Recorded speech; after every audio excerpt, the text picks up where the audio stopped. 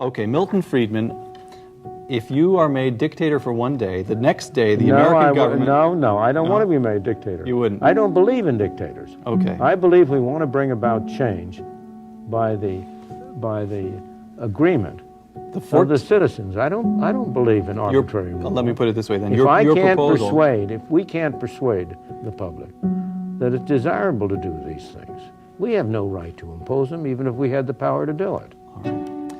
Proponents of the Great Reset argue that the pandemic proves our former society doesn't work.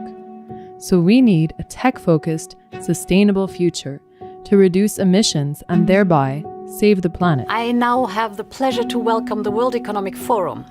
It is the cradle of some of our prominent organizations that are here with us today.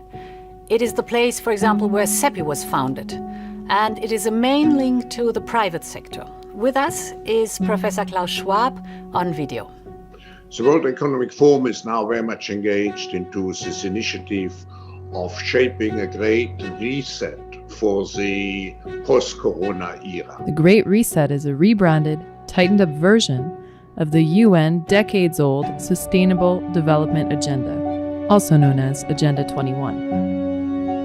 This year's lockdowns have caused emissions to fall dramatically, but emissions are already rising again, in some places surpassing pre-COVID levels.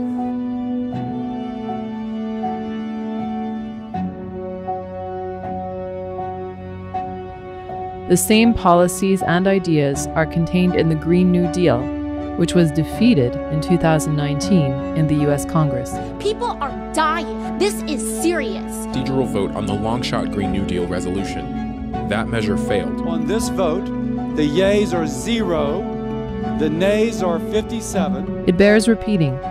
6 months before SARS-CoV-2 was discovered by China, the UN and the World Economic Forum signed a strategic partnership specifically to advance the Sustainable Development Agenda, now known as the Great Reset. But under your leadership, Secretary General, we have together advanced another important milestone last year in establishing a strategic partnership framework between the United Nations and the World Economic Forum. Klaus Schwab has been openly fighting against Milton Friedman-style economics for decades, ever since Friedman published his famous 1970 essay, "The Social Responsibility of Business is to Increase Its Profits." That's why this year's forum sees the launch of a new Davos manifesto, and it's a powerful opportunity to change business as usual. While the Western liberal economic order has reaped huge benefits, it's been too narrowly focused on the interests of shareholders. That's why the forum is pushing for stakeholder capitalism, a model where corporations are oriented to benefit not just shareholders, but all stakeholders: customers, suppliers, employees, local communities. And this isn't just some fantasy idea that only benefits consumers. It's got major buy-in from serious economists, the big four accounting firms, and the banking sector. Innovation historically has been the result of a collective effort. Schwab now predicts that the COVID-19 pandemic, which he says will last at least until 2022, will mark the final death knell of neoliberalism, which he defines as a corpus of ideas and policies favoring competition over solidarity, creative destruction over government intervention, and economic growth over social welfare.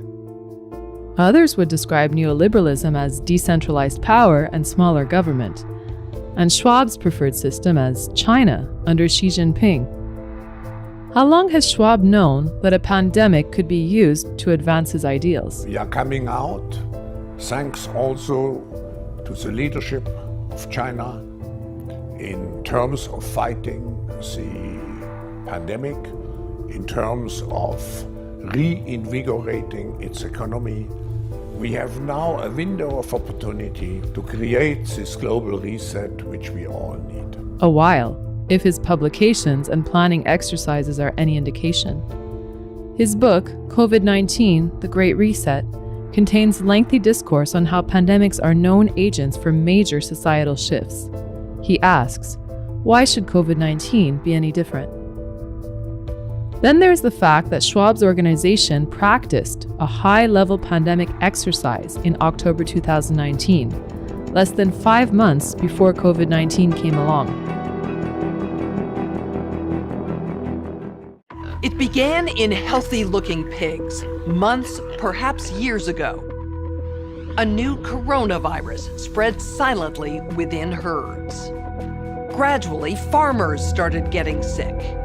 Infected people got a respiratory illness with symptoms ranging from mild flu-like signs to severe pneumonia. The sickest required intensive care. Many died. Experts agree unless it is quickly controlled, it could lead to a severe pandemic, an outbreak that circles the globe and affects people everywhere. The World Economic Forum's co-sponsors for this event were the Johns Hopkins Center for Health Security and the Bill and Melinda Gates Foundation, both of which have actively promoted 2020's unprecedented pandemic response. As Imperial College London's Neil Ferguson recently explained, lockdowns were not recommended by any government until Xi Jinping changed what was possible by proclaiming, "This worked for us in China." How have we managed to get in such a position that we basically have no idea how to get out of it? I mean, I actually think you can turn that question around. I think it's quite remarkable, and China showed the way, that we have basically stopped a highly transmissible respiratory virus in its tracks. This extraordinarily fortuitously timed pandemic planning exercise makes Schwab look like something of an oracle. Indeed, he openly brags about his foresight.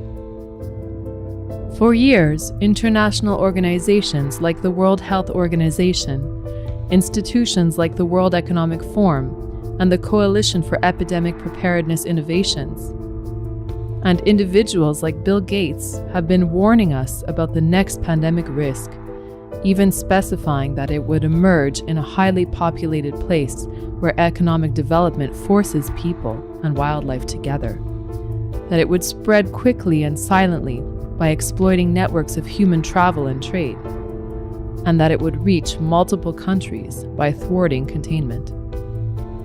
In 2017, Anthony Fauci made a similar prediction. But also there will be a surprise outbreak, and I hope by the end of my relatively short presentation you will understand why history, the history of the last 32 years that I've been the director of NIAID, will tell the next administration that there's no doubt in anyone's mind that they will be faced with the challenges that their predecessors were faced with. Like Schwab, Fauci actively promotes lockdowns.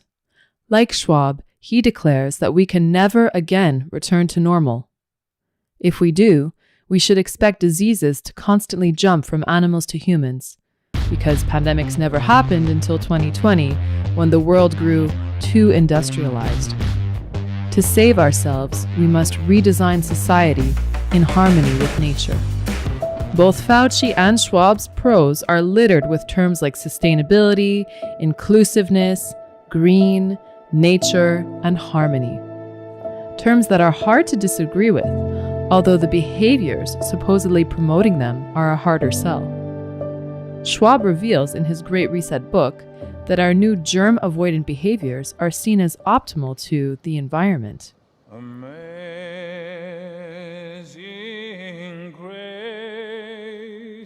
During lockdowns, many consumers previously reluctant to rely too heavily on digital applications and services were forced to change their habits almost overnight. Many of the tech behaviors that we were forced to adopt during confinement will, through familiarity, become more natural. If health considerations become paramount, we may decide, for example, that a cycling class in front of a screen at home is safer and cheaper. The same reasoning applies to many different domains, like flying to a meeting. Zoom is safer, cheaper, greener, and much more convenient. Driving to distant family gathering for the weekend. The WhatsApp family group is not as fun, but again, safer, cheaper, and greener. Or even attending an academic course. Not as fulfilling, but cheaper and more convenient. Spelling this out for those too stunned to take it in. This is an open admission that it benefits Schwab and Fauci's political agenda to continue lockdowns as long as possible. The same people who sell interminable lockdowns by ignoring great science on pre-existing immunity, lack of asymptomatic spread, and flawed tests, believe the lockdowns are the perfect agent to usher in the changes they desire. And the time to act is now. Will they succeed? Is their behavior remotely justified? Does the pandemic really prove our society is fatally flawed? Why can't they use the political system to gain majority votes if their agenda is so good? Because we're all in this together, so help us build a fairer world. As kids, what can we do right now? Because it is not immediately easy to become in the wealthy class. There are certain parts of the system which make that virtually impossible for the real person. Now, I believe that this freedom too represents the belief in equality as opposed to liberty. And I wonder, is it possible to build a system based on this equality, which I believe that many people agree in, and would not be willing to sacrifice to the liberty of freedom from? Well, I'm not going to be able to give a full answer to your question because you've asked a very, very complex question, and so you're going to have to pardon me if I am a little dogmatic.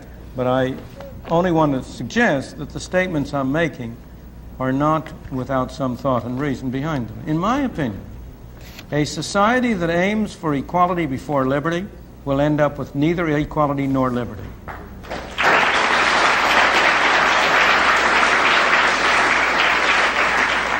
And a society that aims first for liberty will not end up with equality, but it will end up with a closer approach to equality than any other kind of system that has ever been developed.